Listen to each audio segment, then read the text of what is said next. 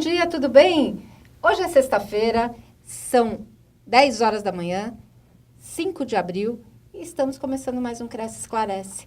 Hoje, o nosso assunto é o avanço da dengue em São Paulo. É um assunto que está preocupando demais corretores, imobiliárias. Todo mundo está na luta aí para ajudar a combater esse grande problema de saúde do nosso estado. E para falar sobre isso, para falar como é que os corretores podem ajudar nesse combate, nesse controle da dengue, nós trouxemos a assessora técnica de saúde pública da SUSEM, Irma Terezinha Neves Ferreira. Bom dia, Irma. Bom dia.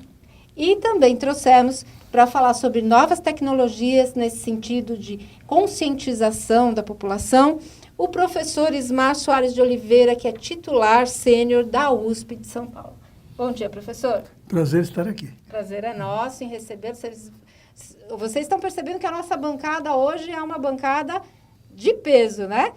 Irma, vamos começar falando um pouquinho sobre esse avanço da doença no estado de São Paulo, que tem preocupado a população toda, está todo mundo meio assustado, né? Eu queria que você atualizasse a gente sobre os números da doença. Como é que estão os números da dengue no nosso estado?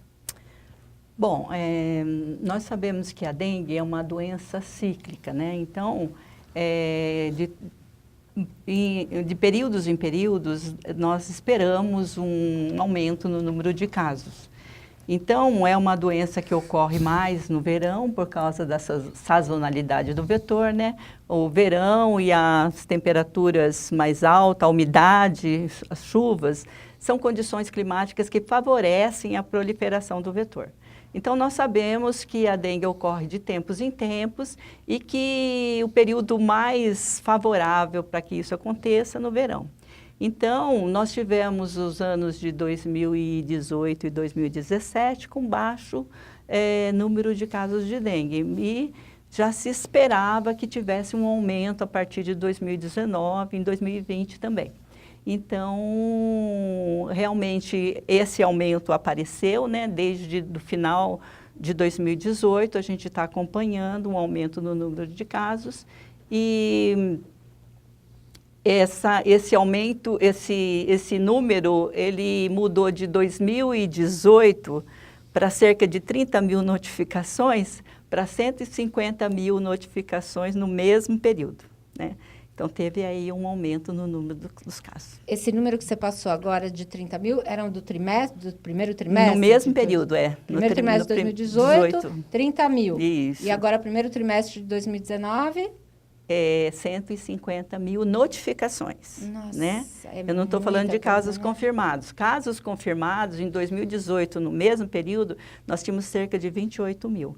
E agora, no mesmo período, nós temos 60 mil casos confirmados. E você que tem, né, acompanhado, esse histórico também está se repetindo no país também? Está crescendo, sim. Não só em São Paulo? Não só em São Paulo, mas tem várias regiões com um aumento no número de casos, Goiás, Rio de Janeiro, Minas Gerais e vários estados do Nordeste também.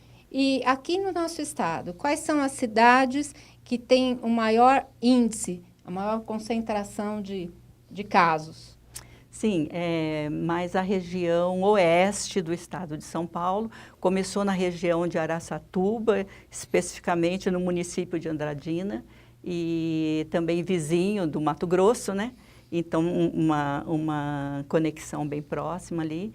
E depois foi se espalhando para a região de São José do Rio Preto, atingindo várias cidades. E atualmente na cidade de Bauru, que está aumento visível no número de casos.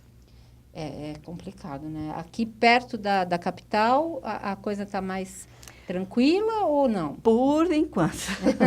Por enquanto, a situação está... Tem casos, sim, mas nada assim dentro do esperado, né? Porque antigamente a gente tinha uma concentração até maior na parte litorânea, né? A gente ouvia falar, nossa, as cidades do litoral, né, estão sendo bastante prejudicadas, né? E hoje está mais o oeste paulista. Então, é um conjunto de fatores que contribuem para o aumento no número de casos, né? Então, uma das coisas é o sorotipo que está circulando. E porque a pessoa não pega a dengue pelo mesmo sorotipo, entendeu? Ela pega pelo mesmo sorotipo uma vez só. Nós temos 4 sorotipos. Quer dizer que eu posso ter circulando. chance de ter 4 casos de dengue isso a mesma mesmo. pessoa. Você tem chance de ter dengue 4 vezes. E então, e também tem essa questão do esgotamento dos suscetíveis, tem a questão das condições de cada localidade, né? Então, você vê que às vezes acontece numa região, numa determinada cidade, e em outras não. Né? Então, tem uma série de fatores biológicos e ambientais, sociais também, que contribuem para esse quadro. E qual que é o tipo de vírus que está circulando nesse ano? Nesse ano, está circulando sorotipo 1 e sorotipo 2 também. E eles são os mais perigosos, não? Não, o sorotipo 2, ele tem uma característica de ser mais agressivo, de causar doença grave, né? E isso é uma coisa que preocupa, porque isso vai demandar bastante dos serviços de saúde. É ele que pode causar dengue hemorrágica? Todos podem causar a dengue hemorrágica. Podem. Porque, na verdade, a dengue hemorrágica é uma complicação de uma dengue clássica, né? É como se você estivesse sarando da doença e, de repente, ela se complica e evolui para um quadro mais grave. Mas qualquer um dos sorotipos pode causar doença grave. O nosso presidente, acho que foi o ano passado, se não me engano, ele teve dengue e ele tem dado palestras nas cidades aí do interior, principalmente nessas últimas semanas. Nós estivemos em Araçatuba, estivemos em Bauru e ele tem enfatizado bastante. Gente, vocês não sabem o que é a doença, né? A dor no corpo, né? Quais são os principais sintomas? Exatamente isso, a dor no corpo, mal-estar, febre, dor de cabeça, dor no fundo dos olhos. Então, esses sintomas devem levar a pessoa, porque é uma virose. Então, é muito parecido com uma gripe comum, um resfriado comum. Então, às vezes, a pessoa se confunde, não procura o serviço médico e acaba deixando o quadro evoluir. Entendeu? Quando começa a ficar muito prostrado, aí que vai procurar o médico. Então, o alerta é para que nos primeiros sintomas a pessoa já procure a unidade básica de saúde, né, para que o caso seja notificado. A notificação implica em uma série de ações, inclusive de controle vetorial. Né? O município tem uma equipe que trabalha no controle do vetor, mas essa equipe só vai ser acionada se for notificado o caso através do atendimento médico na unidade de saúde. Então, é muito importante que as pessoas procurem o médico nos primeiros sintomas e para que o caso seja notificado, a pessoa seja atendida. E idosos e crianças, eles têm que ter um cuidado mais especial? É mais perigoso para eles? Sim, realmente os idosos têm a questão das comorbidades e isso pode realmente complicar muito o quadro da pessoa, mas isso depende muito das características individuais de cada um, do seu sistema imunológico, né? Então não dá para afirmar. Mas são as faixas etárias, as crianças também são mais sensíveis, são as faixas etárias que preocupam mais e que devem ser protegidas, né? A SUSEM tem um comitê, né, de mobilização contra a dengue e o Cresce até faz parte desse comitê. Como é que você tem visto a participação das imobiliárias, dos corretores? Que recado que você daria para os nossos colegas que estão aí do outro lado, para alertá-los sobre esse problema no Estado? Então, o Cresce é um grande parceiro, nós já realizamos muitas atividades em conjunto. Esse comitê estadual de mobilização, ele existe desde 2002. E ele foi criado, esse comitê, pelo secretário da Saúde, através de uma resolução, e incorporando nesse comitê pessoas ou instituições que têm uma interface com o controle da doença, né? Antes era só dengue, depois, a partir de 2014, a gente teve a questão da chikungunya, a questão do Zika vírus. E são todas arboviroses urbanas e todas são transmitidas pelo Aedes.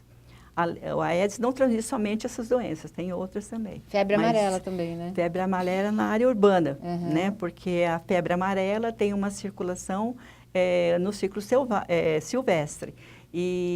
Mas na cidade, o Aedes é o grande transmissor. E os corretores, eles eles têm que ter uma atenção especial, então, para os imóveis fechados? Sim, sim. Então, eu estava falando do Comitê Estadual, o Cresce realmente participa com a gente e os corretores são muito importantes, especialmente por causa dos imóveis fechados para venda e para locação, e também os imóveis de temporada, né? Que é muito importante que esses imóveis sejam, de alguma forma, cuidados, observados, porque às vezes fica muito tempo fechado. E qualquer recipiente que possa acumular água no peridomicílio ou mesmo dentro do domicílio, né, pode ser um criadouro do Aedes e a gente não está ali para cuidar, não tem morador para cuidar e fica muito assim à mercê, né? E sabe que às vezes um controle que é feito no casa a casa, numa determinada área, se tem um imóvel fechado, não adianta nada o trabalho que foi feito em volta, porque aquele imóvel fechado, ele vai produzir mosquito e vai contaminar tudo de novo. E tem muita resistência por parte da população, porque a gente vê, né? A gente pede a contribuição dos corretores para que abram os imóveis que estão fechados. Uhum. Mas, no caso da população, quando vai um agente da SUSEM lá para vistoriar, como é que funciona? A população fica insegura? O que acontece? Então, na verdade, a SUSEM presta uma atividade, uma ajuda complementar, né? Ela, na verdade, é a atribuição do município fazer essa atividade de controle vetorial. E a SUSEM também ajuda em alguns momentos de emergência, quando constatada a insuficiência do recurso municipal para interromper as ações de transmissão da doença. Então, a resistência geralmente há nas grandes cidades por questão de segurança e por áreas que são conhecidas como áreas de tráfego. Então, na verdade, às vezes os agentes municipais têm dificuldade de entrar nas casas, exatamente por conta disso. Mas no interior, isso não acontece muito, porque, especialmente em cidades menores, a relação da população com os agentes é uma relação mais segura, né? Mais próxima. Uhum. Tem cidades até em que tem uma punição, né? Para quem não... Sim, não na verdade, né? tem um conjunto de fatores que ajudam na questão do controle. Às vezes, tem a questão dos acumuladores, né? Às vezes a pessoa começa a acumular e recipientes de naturezas as mais diversas e que podem ter água ou têm o potencial para receber água e ser um criador do mosquito. Então, geralmente o município tem o pessoal da área de vigilância sanitária que pode ajudar no controle, exatamente com essas multas ou com alguma atividade mais coercitiva, né? Bom, e a gente está falando em controle, então eu acho que aí é importante que a população também saiba quais as medidas que estão sendo tomadas para que haja um controle da situação por parte da SUSEM. Eu sei que a SUSEM está desenvolvendo um programa de conscientização, né? Até. Sim, eu queria, exatamente nesse ponto, a participação da população, ela é essencial nas ações de vigilância e controle do Aedes, porque o Aedes é um mosquito domiciliado, ele vive dentro das nossas casas. Porque dentro das nossas casas ele encontra abrigo e encontra alimentação. Então, e ele tem uma preferência por viver perto do homem. Veja só. Então, não tem equipe municipal, não tem poder público que dê conta de cuidar de todos os imóveis. Cada um de nós temos que cuidar do nosso próprio imóvel, do ambiente domiciliar, dentro das nossas casas e no peridomicílio, se for uma casa térrea, né? Então, é importantíssima a participação da população. E nesse tempo que a gente tem trabalhado, a gente tem avaliado que a gente precisa envolver outros instrumentos de trabalho para agregar valor naquilo que a gente está fazendo, né? Nesse relacionamento com a população, nessa adesão da população nas ações de vigilância e controle. E nesse sentido, nós fizemos uma parceria com a Escola de Comunicação da USP, no sentido de nos ajudar a preparar o nosso pessoal porque nós somos pessoal da área da saúde, nós não temos formação na área de comunicação, né? Salvo algumas exceções, mas a gente precisa mesmo de um apoio, de um auxílio da universidade para que possamos capacitar nossas equipes estaduais e as equipes municipais também. E para isso, a gente convidou o professor Ismar, né, Soares, que é professor titular da universidade e que trabalha com uma área chamada educomunicação, que justamente faz uma interface entre a área de comunicação e a área de educação, né? Com o objetivo de utilização dos recursos audiovisuais de comunicação, com uma intenção mais educativa, né? Mas ele mesmo, gostaria que ele mesmo falasse um pouco dessa tecnologia social que a gente vai implementar aqui no Estado. Então, professor, eu queria que o senhor contasse um pouco para a gente como é que funciona esse sistema educacional, de conscientização até, e se ele é voltado só para os agentes que trabalham com essa saúde pública, ou se é voltado para a população. Ninguém melhor que o senhor para poder contar um pouquinho para a gente como é que está funcionando. Então, nós, quando falamos em educomunicação, nós estamos falando, como a Irma apontou, para um trabalho na inter-relação entre dois campos de atividades, né? O campo da comunicação e o campo da educação. Em geral, quando se fala em doenças, na necessidade de preservar ou de atacar, né? Inimigos do processo de saúde pública, se trabalha com um conceito de campanha. Vamos fazer uma campanha utilizando, portanto, os recursos da comunicação, da informação, e as campanhas, em geral, elas são definidas a partir de um conceito. Alguém conhece aquele elemento, aquela doença, e essa pessoa contrata organizações, agências que vão produzir mensagens e que circulará de uma forma intensa em determinados períodos, em determinadas áreas. Porém, o que se constata é que nem sempre a campanha tem dado um resultado esperado, não é? E a busca que a Secretaria de Saúde tem feito, e conversou conosco sobre isso, era a respeito de uma tecnologia de comunicação que pudesse trabalhar. Claro, nós conhecemos e vemos florescer novas tecnologias, especialmente na área digital. Mas o problema aqui trata-se de pessoas. E nós poderíamos até estar usando as tecnologias digitais nessa perspectiva tradicionais de difusão de conhecimentos já adquiridos para uma população. A educomunicação é uma prática que vem se desenvolvendo na América Latina e em outros continentes também, mas especialmente aqui, em que a população se reconhece como produtora de comunicação. E, no caso, o que se pretende é dialogar com os agentes de saúde para que eles sejam articuladores de processos em que a própria população se envolva.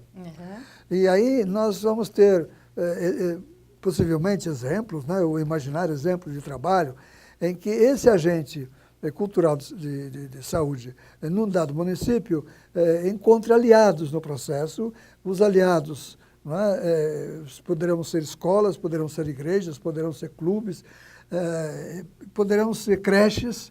Os aliados, eles seriam motivados, eles se transfeririam alguns tipos de conhecimentos para que eles se mobilizem.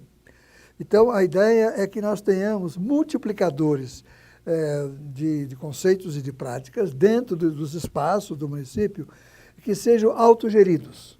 Porém, para que isso aconteça, é preciso que a Secretaria de Saúde e as demais secretarias se articulem para encontrar esses aliados e poder transferir para eles conhecimentos suficientes para que as crianças, os adolescentes, os jovens, os pais de família, os gestores de espaços estejam todos sintonizados com o mesmo objetivo. E a importância desse conceito é que ele tem tido resultado em muitas áreas. Nós temos uma prática de educomunicação feita pelo Ministério do Meio Ambiente, por exemplo, quanto à preservação das áreas de reservas ambientais do país. Desde 2005, o Ministério contrata educomunicadores para mobilizar as populações para que elas defendam os seus territórios, né? A defesa através de jornais, através de clubes, através de produção de cinema, assim por diante. E temos a educomunicação presente em escolas. A rede municipal de São Paulo, por exemplo, tem 750 projetos de educomunicação. O que significa isso? A escola tem um grupo de estudantes e professores e membros da comunidade mobilizados em torno de alguns temas. Então, o que nós gostaríamos que acontecesse é que as escolas dos municípios, as escolas estaduais, as escolas municipais de determinada área, se unam e os próprios adolescentes, crianças, adolescentes, tomem esse tema como um tema de produção cultural, de produção de material audiovisual ou de produção de materiais para circulação nas redes sociais e que eles sejam os protagonistas desse processo.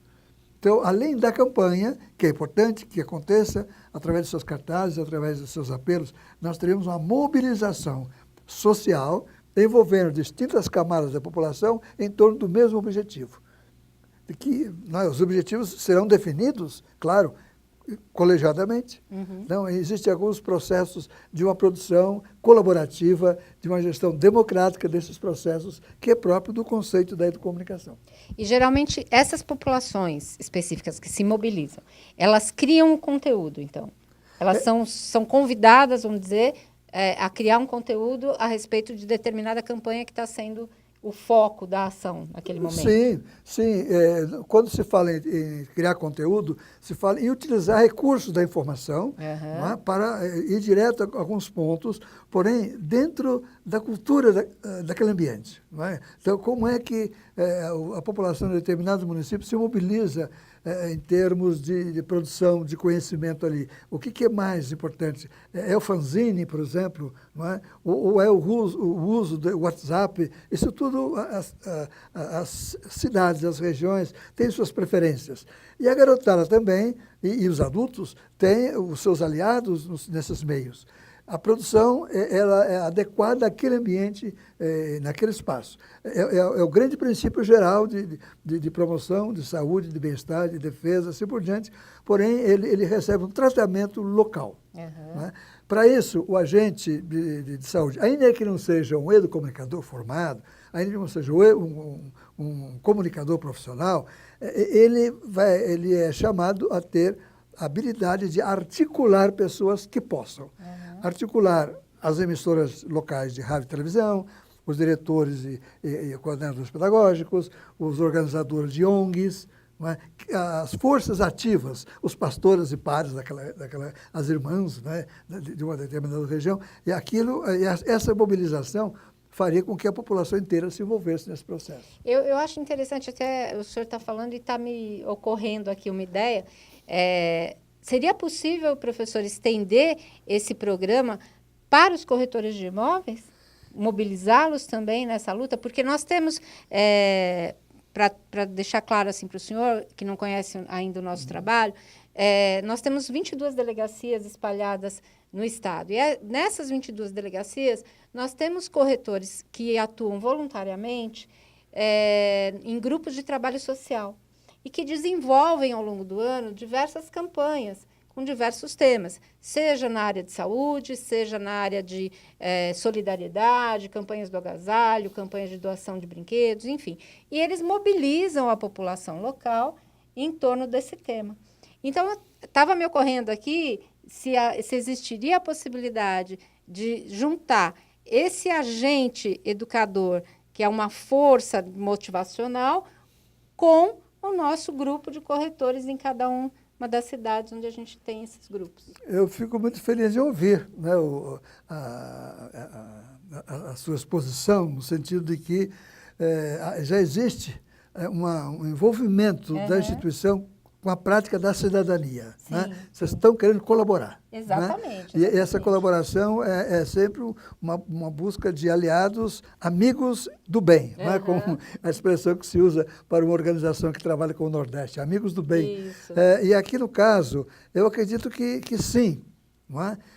Isso, contudo, dependeria de algumas articulações. Não é? No caso, nós vamos ter desenvolver um trabalho junto aos agentes de saúde, constituído de um curso presencial de 3 dias e depois de um curso à distância de 3 meses. Né? Isso acontece ao longo do ano. Esses agentes, ao longo desse curso, vão ser convidados a identificar seus aliados. Então, nós vamos saber que o CRESSE tem a possibilidade de integrar essa mobilização. Sim. Nós vamos também prever a hipótese de atendimento aos municípios que solicitarem formação. Né? E, no caso, também os próprios aliados que queiram se envolver nesse conceito e nessa prática. Né? Então, eu acredito que vocês irão se somar, né, a um esforço que a Secretaria está querendo empreender, articulando pessoas no Estado inteiro, liderança no Estado inteiro. Né? E, na verdade, os corretores de imóveis são a liderança. Em algum momento da vida, alguém os procurou para algum serviço. Né? Então, esse vínculo que existe, que é um vínculo de comunicação interpessoal, né? O corretor não sai na televisão anunciando, ele vai conversar com as pessoas. Né? E ele é uma pessoa que é considerado pelo seu caráter profissional, a verdade que ele transmite, o entendimento que ele tem da realidade local. Então, é um excelente aliado nesse processo. Eu acredito que poderá haver algum tipo de casamento. Eu faço questão até, no caso de as coisas fluírem, né, de a gente ter ainda uma nova participação para comunicar dos resultados, né, desse projeto, porque a gente tem acompanhado e existe uma preocupação muito grande por parte dos corretores, até por conta de eles terem na mão as chaves dos imóveis, né, que estão fechados e que precisam de uma vistoria. Né? O CRESSE distribui gratuitamente para os nossos inscritos selos tapa-ralos, selos de vistoria para serem colocados nos imóveis, para que a gente também possa mobilizar essa categoria em torno desse tema que é tão importante, né, professor? Eu estou saindo daqui com algumas ideias. Né? Olha só, olha que maravilha! Que nós podemos depois socializar. Com certeza, com certeza. E em termos de perspectivas, esse curso ele vai começar logo, professor? Sim, a semana entrante, dia 9, né? 9 a 11, né? Nós vamos ter o primeiro grupo. Na verdade, nós vamos ter que trabalhar com 3 grupos. Né? Então, a Irma pode explicar melhor essa dinâmica. Então, a gente até coloca à disposição também a nossa estrutura aqui no CRESSE, né? Porque, afinal de contas, como parceiros, né, da SUSEM, a gente, com certeza, conta um pouquinho para a gente, Irma, como é que vai funcionar. Então, o curso é uma iniciativa de sensibilizar os participantes. O nosso público-alvo são os municípios, as equipes municipais, né, dos municípios maiores nesse momento, e também as equipes de saúde do Estado, né, que são as equipes de vigilância, os articuladores de atenção básica, né, o pessoal da SUSEM. Então, a gente está reunindo esse pessoal por oficinas macro-regionais. Então, a primeira é agora aqui em São Paulo, começa do dia 9 ao dia 11 de abril.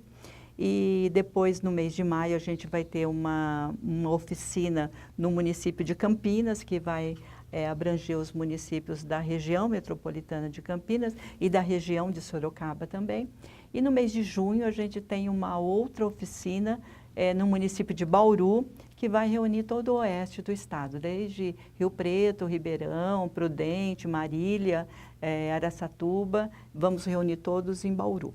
E, então, esse é o primeiro, é um encontro presencial de 3 dias e ele vai ter continuidade no segundo semestre na modalidade de educação à distância.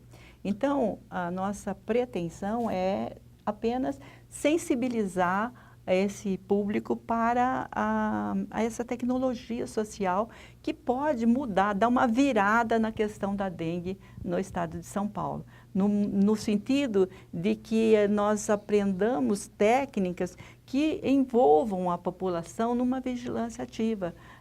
do controle do Aedes, né? Nossa expectativa é essa, além dos parceiros que a gente conta e que a gente depende dessas parcerias, porque ninguém combate a dengue sozinho. Nós precisamos nos unir e não adianta a maioria fazer alguma ação, todos têm que fazer. Cada um de nós temos que cuidar, pelo menos 10 minutos na semana é suficiente para a gente dar uma olhada se a gente não tem nenhum recipiente com acúmulo de água que pode servir do criador do mosquito. Então, a responsabilidade é nossa e a gente tem que somar esforços nesse sentido. Eu quero agradecer a participação de vocês e quero mais uma vez colocar o Cresce à disposição, Obrigada. porque a gente, como parceiro, estamos nessa luta juntos contra a dengue, né, todos os corretores do estado de São Paulo, e deixar o microfone, Irma, para vocês fazerem as suas considerações finais.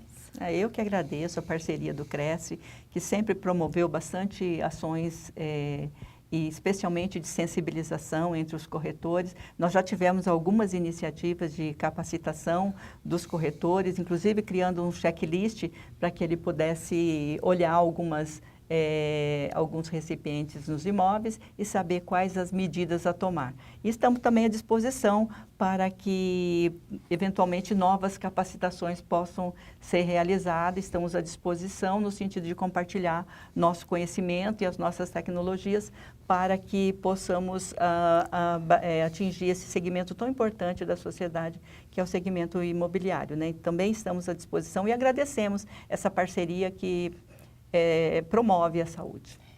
Muito obrigada também à participação do professor Ismar. Bom, eu estou muito contente de estar aqui, primeiramente por estar conhecendo a instituição e justamente por esse aspecto de envolvimento com as questões sociais e os direitos da população, né, a ser bem informada e participar desses processos de construção colaborativa. Eu quero dar os parabéns a vocês, né? Sei que vocês têm uma universidade corporativa, então vocês se esforçam para uma formação adequada dos profissionais. E isso é muito estimulante e me senti muito bem de poder estar atendendo essa entrevista aqui, porque eu sei que os resultados serão, né, os melhores possíveis. Mas, então, muito obrigado por essa oportunidade de estar aqui. Imagina, a gente que agradece. Gente, estamos chegando ao final. Semana que vem estamos juntos novamente. Tenham um bom final de semana, bons negócios e até sexta-feira que vem.